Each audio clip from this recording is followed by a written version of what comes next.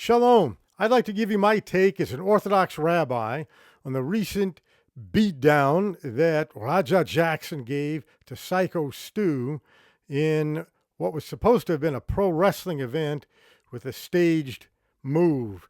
Raja Jackson body slammed Psycho Stu onto the mat, knocking him unconscious, and then proceeded to strike him with like 20 straight punches.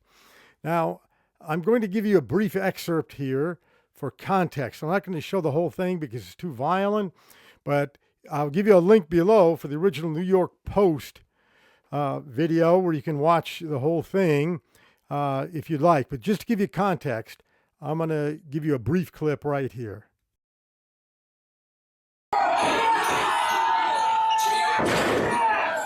By the way, if you like these videos, then please like and subscribe. It helps the algorithms.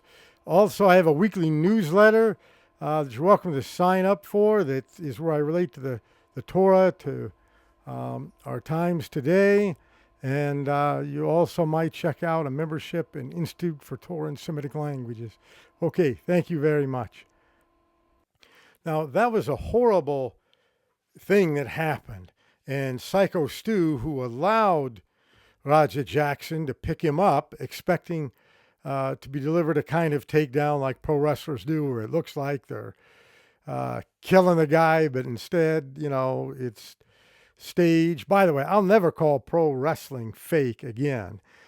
Years ago, I had a kickboxing school, a gym in Cincinnati, Ohio, and I rented out our facility also to a pro wrestling group.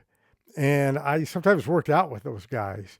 And my gosh, I developed a high level of respect for pro wrestlers because I saw how they train. I mean, in judo, jiu-jitsu, the highest fall we'll ever take is from like a seoinage or something, where you throw somebody over your shoulder.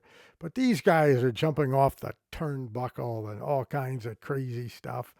And I saw a guy get his collarbone completely fractured, jutting through the skin. I mean, all kinds of crazy stuff. I mean, it is entertainment, yes, but these guys are athletes.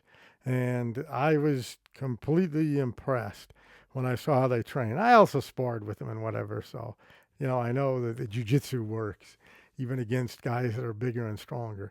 But at any rate, nonetheless, what put that incident with Raja and Psycho Stu in a whole other context was this piece. I'm going to borrow clips from What Do You Meme's website. I think it's an excellent excellent take on the thing. I do speak English sometimes too.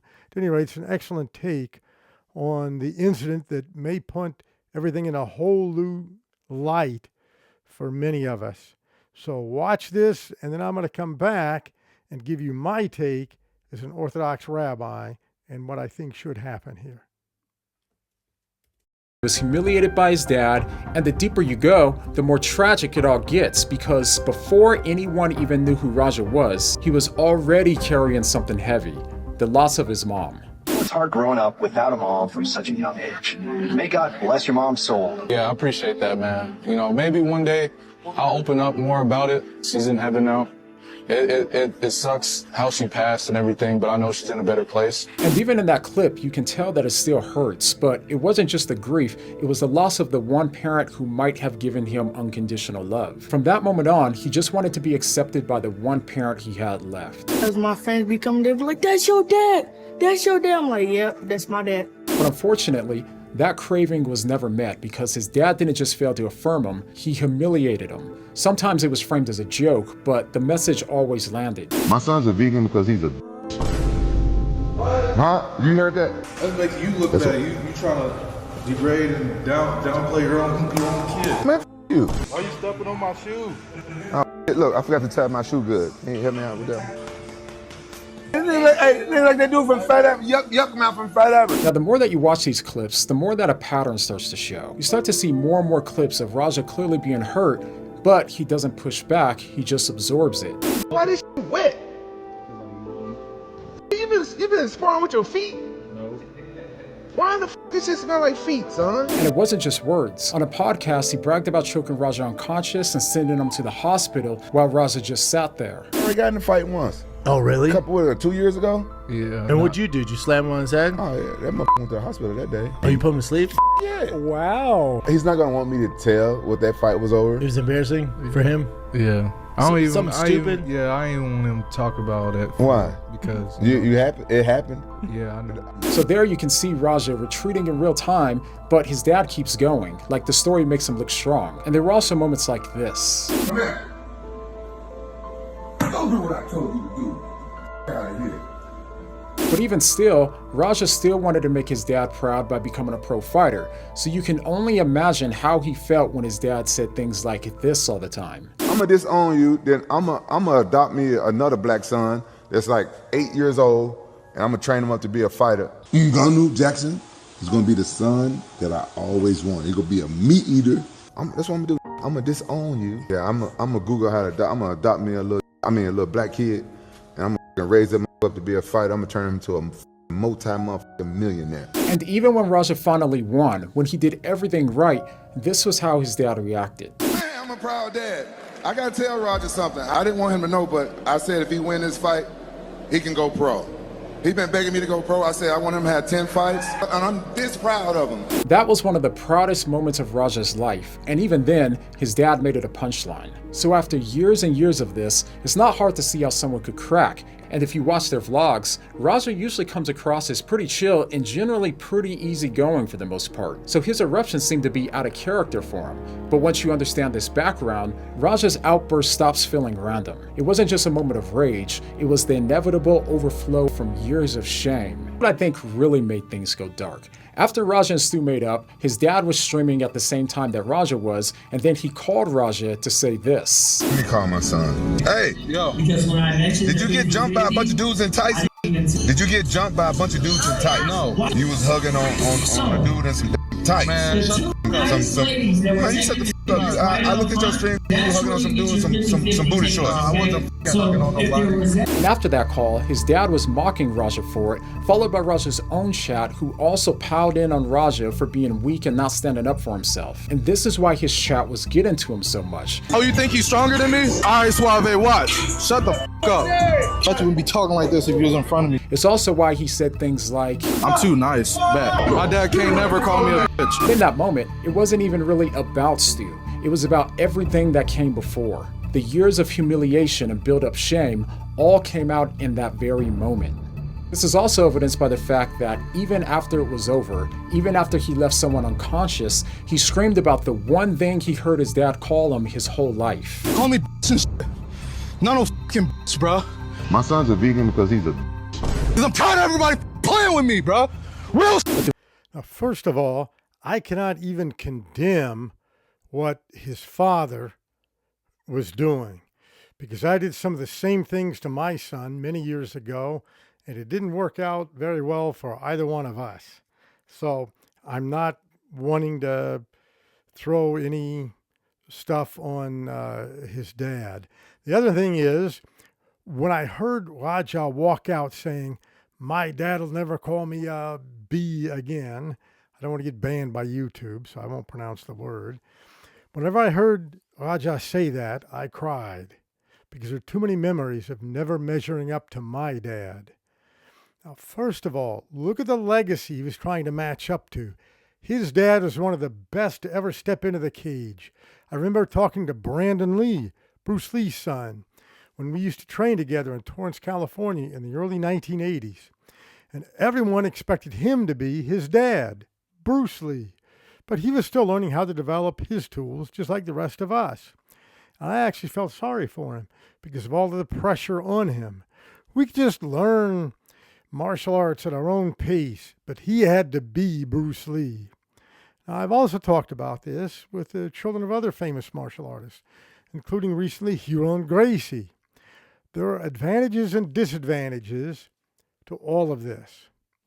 Now, another thing I want to make clear, I believe that Rampage Jackson deeply loves his son. There's no doubt in my mind. I'm sure if you asked him, I don't know either of them. although I'd like to get to know them, but I don't know either of them. But dollars to donuts. If you ask him, of course, he loves his son very much. Why was he doing all of that to his son? Because he loves him. And he wanted him to grow up and be tough and not a wimp and all of that. I understand that. The problem is that when you get a baby, it comes out of the mother's womb, it doesn't come out with an attached book on how to be a father. And so, and like I say, I'm in no position to criticize anybody else. But now a lot of people are calling for prison time for Raja. But in this, I agree with Sean Strickland. I don't think prison would be the best in this situation. Now, at the same time, what Raja did to Psycho Stu was horrible. There's no question. And he may never fully recover from possibly brain damage and a lot of other stuff. We're going to see in the next few days what all the consequences of that are. I'm not justifying any of that. Of course not. Now, what about Judaism? What does Judaism say about all of this? To begin with, there are two kinds of sins in Judaism. There are sins against God, we say vertical sins, and there's sins against fellow human beings, horizontal sins. When I sin against God, for example, I didn't keep Shabbat properly, or I missed one of my prayer times, or something like that, then I go to God. When I sin against my fellow human being, then I have to go to them. I can't go to God and say, forgive me, God, for stealing this laptop computer or whatever. I'm just making something up.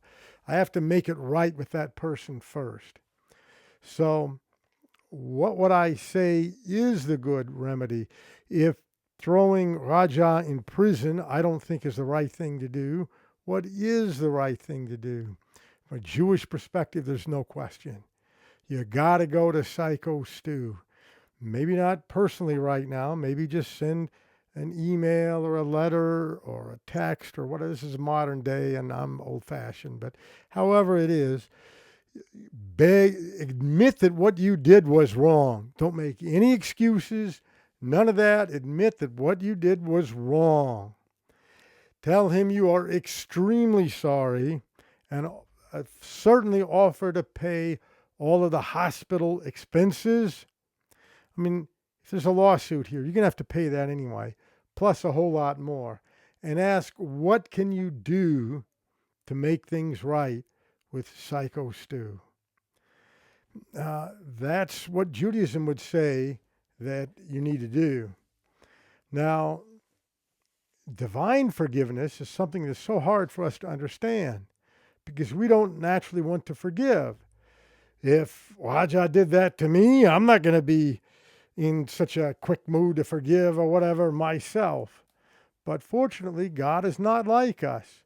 In Deuteronomy chapter 34, verses 6 and 7, in our Torah, it says, the Lord is a merciful and compassionate God, abundant in patience and mercy and all of that. And so it's precisely because we're not like that that it's hard for us to understand how God could forgive us. But he certainly can. And so, of course, I'm a Jew, and I take it that Raja and his father are probably not Jews. So you can respond in the Christian tradition or whatever religious tradition that you have, but you've got to make things right with God, and you've got to make things right with Psycho Stu. And you've got to make things right with each other too, the father-son thing. And if you ever hear this, then I want to invite you both, Rampage Jackson and Raja, his son, Jackson. I want to invite you both to come to our retreat center here in Israel. And I'll be happy to teach you some meditation exercises. Even if you're not Jewish, doesn't make any difference. I can teach you some meditation exercises, and you can come learn Torah with us, get away from things. We do jiu-jitsu here as well, and I coached boxing for many years. It'd be a treat for me and my students to get to work out with you guys as well, if you're up to it. But at any rate, this is how I would, and of course, I'm not only a rabbi, but I've also been doing some kind of martial arts since I was age 15, and I'm now 65. So, all right, and I pray for the healing of everybody involved with this, from the healing of Psycho Stu and the trauma that you're going through, and I certainly invite Psycho Stu to come here, stay with us in our retreat center, give you some exercises as well, meditation. Understand you're going through PTSD from war. We are suffering from PTSD here in Israel as well, and I have found, and my students have found, that jiu-jitsu is a powerful tool in healing that as well. But I pray for healing for everybody involved there. And I pray for the day when violence is a thing of the past in the whole world. I pray for our Mashiach to come. Thank you very much, and have a good week.